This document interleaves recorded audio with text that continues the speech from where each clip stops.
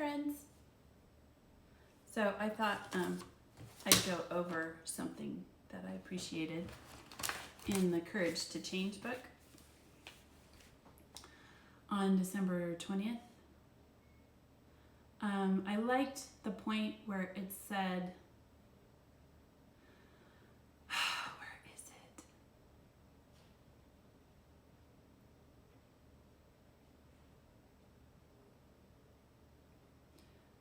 We can all be more loving, encouraging and understanding our alcoholic relatives. Encouraging and understanding our alcoholic relatives. We can all be more loving. Knowing that alcoholism is a disease can help us to respond with compassion rather than hostility. And as Jehovah's Witnesses, or ex-Jehovah's Witnesses, we tend to get really upset with people that are Jehovah's Witnesses. And knowing that their beliefs really are a disease, but that we can respond with compassion rather than hostility. It's hard to put into words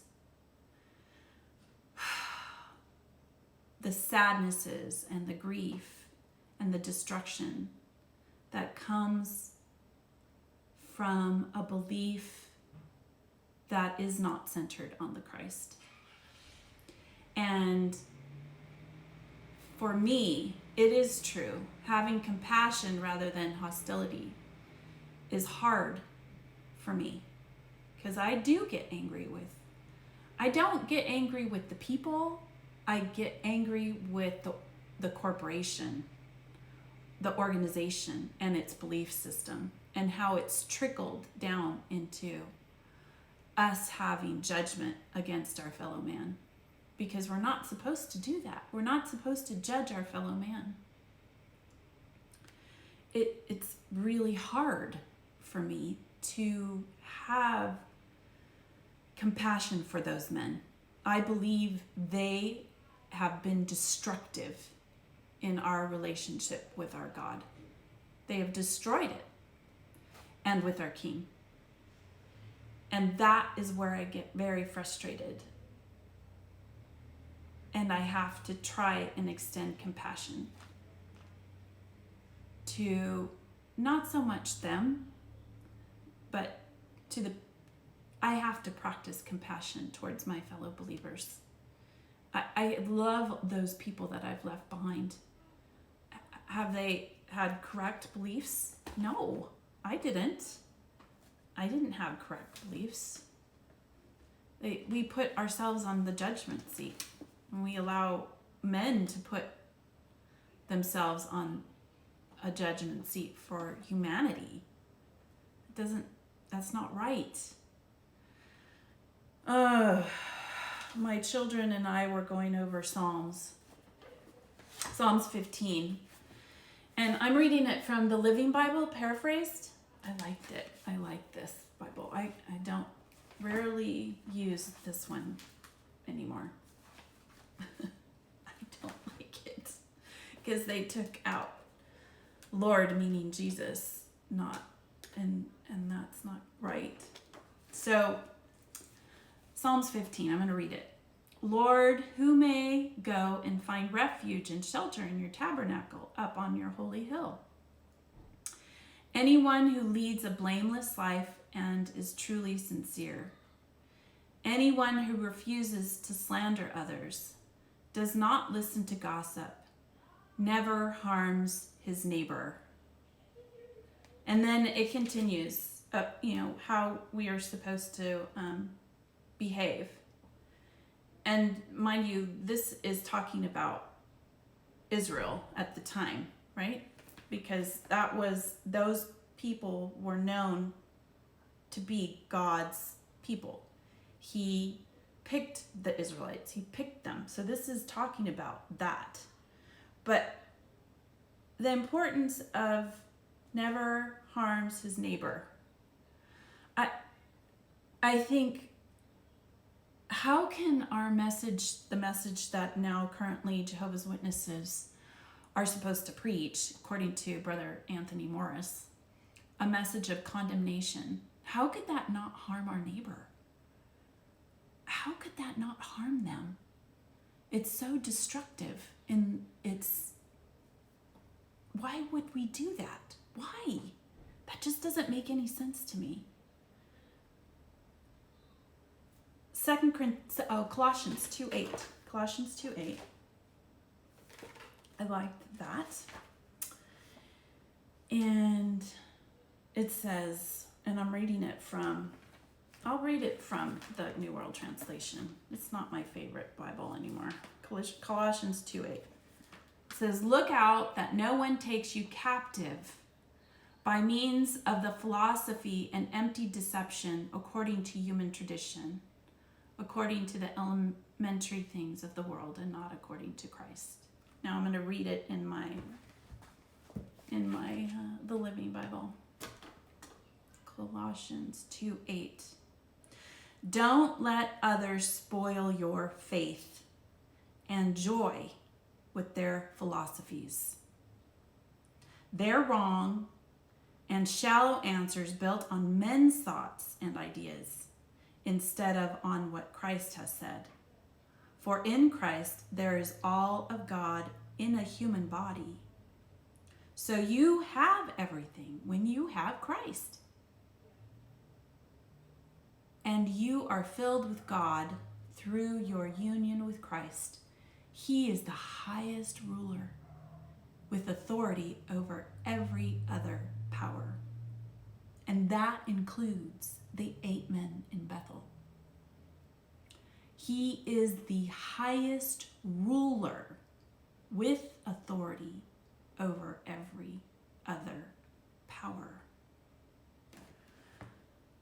So, yeah, I don't understand this message that they're supposed to be preaching, along with the fact that only Jehovah's Witnesses will be saved. What? All the people around the earth. That's I don't see a loving God ever doing that. And like I said, once I read Job and I realized that God is not behind any religion, not here on the earth. He is a bystander. It doesn't make sense. It doesn't make sense that God would only, there's good people that die every single day. Good people that have died in the past. Good, righteous, loving, beautiful men. This man, Frederick Douglass, along with all those people of color. At that time, Christianity was behind slavery. That was wrong. And there were good people that suffered horrible deaths. And in the United States, they never really acknowledge all the wrong they did to those people. No, it's not right. God is not behind that. I cannot believe that. And there's good people that don't believe in God at all. And I don't blame them, because look at how horrible religion has been. And that includes Jehovah's Witnesses.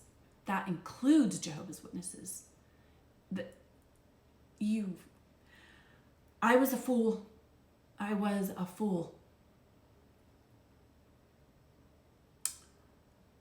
going to read this.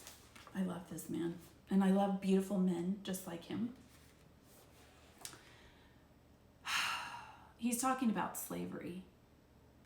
And it says, and I believe that this is a form of slavery. I believe being in any religion is a form of slavery that we put ourselves into because we feel that men can speak to God when we have the opportunity to have a direct relationship with our Heavenly Father, and we don't need to go to a preacher or to a place per se. And you can get individuals that will read the Bible with you without any sort of, I think it's important to read the scriptures with And even if you're not going to believe in God, it's a book of literature that you should, as an individual, go through, since it's all over the world and it can be misconstrued. I'm going to read this. Where slavery, wrapped in its own congenial midnight darkness, can and does develop all its malign and shocking characteristics, where it can be indecent without shame, cruel without shuddering, and murderous without apprehension or fear of exposure. And I believe that is exactly how it is in the organization today that we currently see as Jehovah's Witnesses. Murderous without apprehension or fear of exposure. Those men, those 8 men in Bethel, they have blood guilt on their heads. And what they've done to the 8 million individuals that continue in the belief system that they filter out is wrong. They're blood guilty for all the things that they're saying right now, and they know it.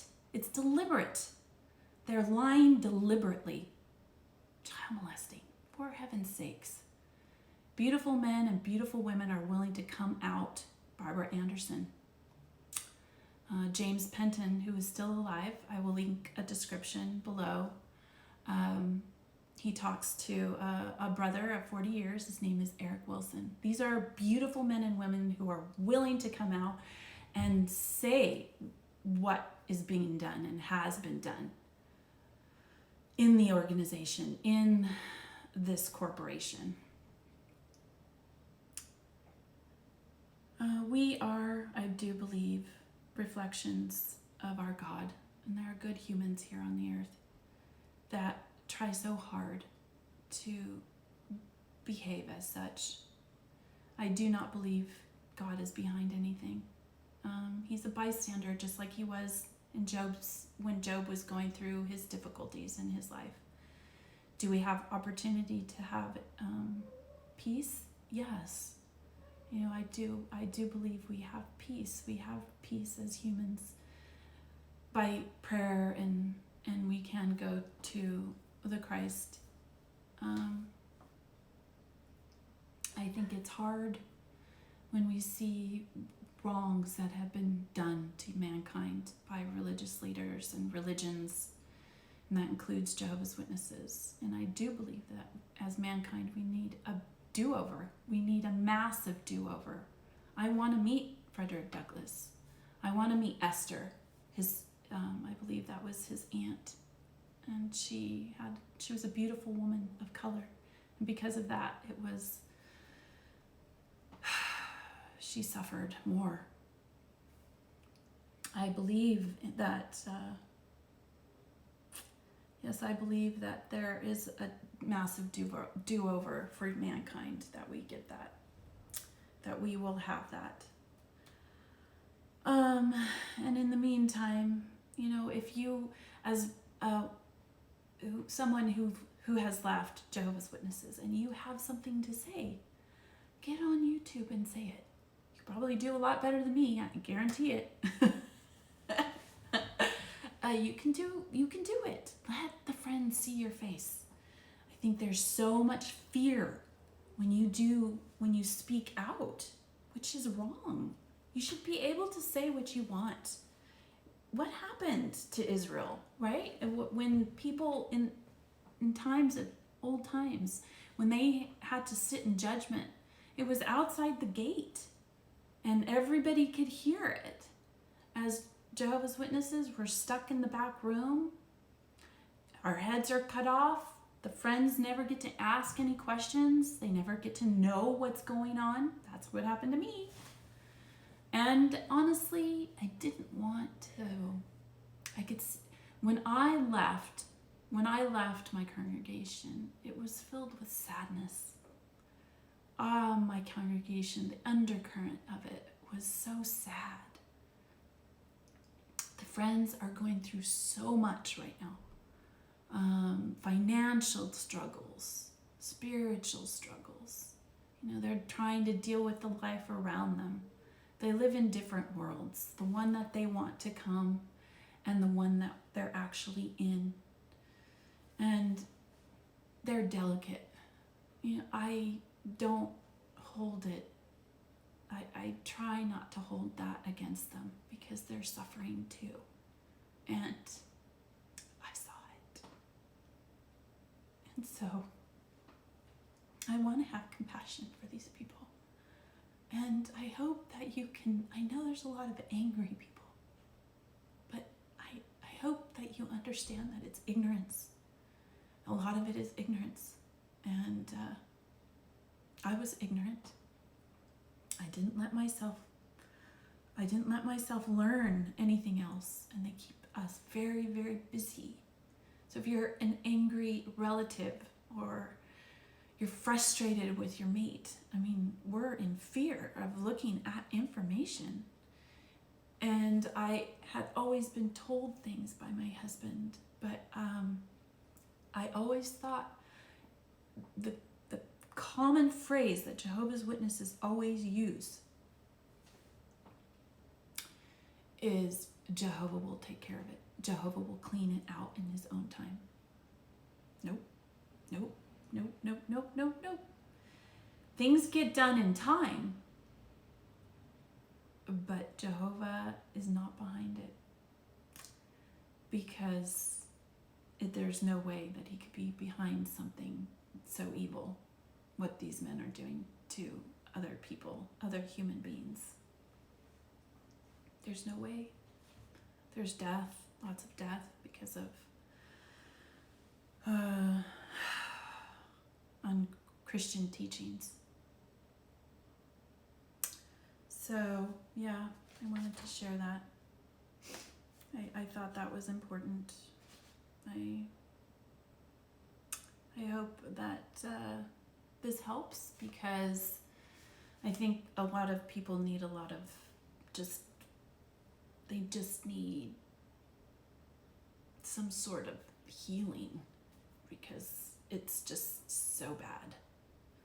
I don't really let myself go on to the organization's broadcasting stuff. I've shut myself off. My husband will go and tell me what's going on. Some channels that have helped me, John Cedars, the John Cedars channel, The Bunker, Lloyd Evans has helped a lot. Winston has helped a lot. I'll put some of the connections down. I like Winston. I like how he dresses, and he's very respectful. And oh my goodness, Eric Wilson. Yeah, oh, I love Eric Wilson. Beautiful man. Again, I'll link description below. It takes me a while to get all that done. So, yeah, I hope this helps. And follow your bliss and be good.